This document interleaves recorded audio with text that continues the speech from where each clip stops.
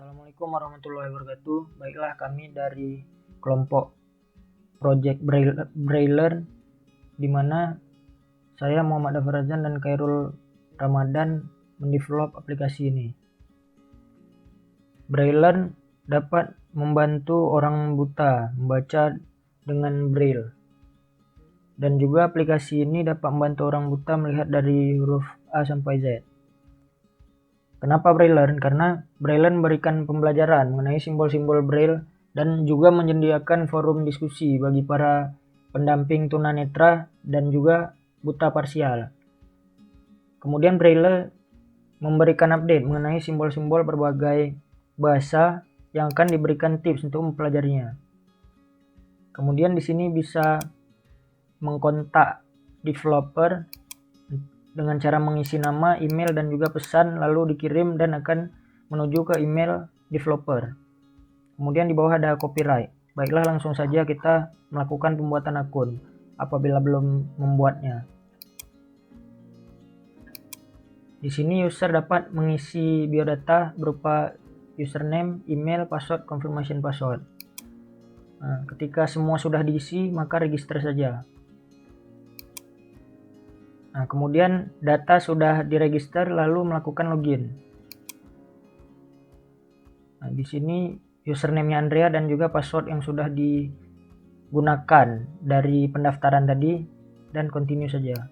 Baiklah, selanjutnya mengenai fitur-fitur yang terdapat pada Braille akan dijelaskan dengan Khairul Ramadan. Baik, kemudian akan langsung kita bahas fitur Word-nya. Nah, pada bagian ini akan ditampilkan semua huruf-huruf alfabet dan juga angka yang di sebelahnya akan menampilkan simbol Braille-nya. Di sini dapat kita lihat mulai dari huruf A sampai dengan huruf Z dan juga ada angka. Nah, lalu langsung kita masuk ke tips Braille-nya.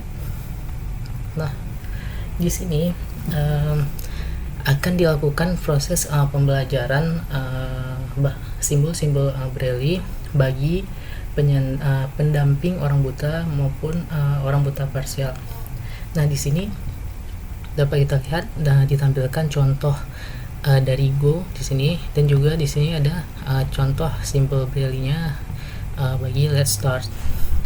Nah, lalu di sini ditampilkan kembali semua simbol-simbolnya.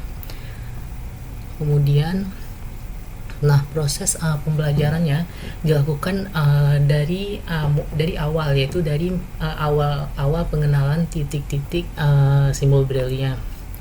Lalu di sini pada bagian huruf juga ditampilkan cara ataupun tips-tips yang mudah untuk si pengguna atau user dalam mempelajari simbol-simbol Braille ini. Lalu juga ada angka dan dapat juga tanda baca. Kemudian simbol Braille ini dia tidak hanya sebatas seperti angka, huruf, dan juga tanda baca yang kita ketahui, namun juga seperti rumus-rumus matematika, fisika, dan juga kimia. Itu dia memiliki simbol Braille tersendiri. Lalu juga seperti bahasa yang memiliki pola simbol seperti bahasa Cina, Jepang, dan juga Korea. Bahasa-bahasa tersebut juga memiliki simbol-simbol Braille tersendirinya. Dan juga seperti bahasa Inggris, dia memiliki pola singkat untuk memudahkan si user dalam membaca. Kemudian Braillearn ini, oleh karena itu Braillearn ini akan selalu mengupdate semua materi-materi ataupun pelajaran-pelajaran baru yang akan memudahkan user untuk menambah wawasannya dalam simbol-simbol Braille ini, dan juga akan diberikan tips-tips cara mudah untuk mempelajarinya. Kemudian di sini ada fitur forum. Nah, pada tampilan forum ini di sini merupakan tempat bagi si pendamping orang buta ataupun orang buta parsial dalam melakukan diskusi. Di sini diskusi yang dibahas baik motivasi, kepercayaan diri, dan juga mengenai diskusi lainnya dapat dibahas pada bagian forum ini.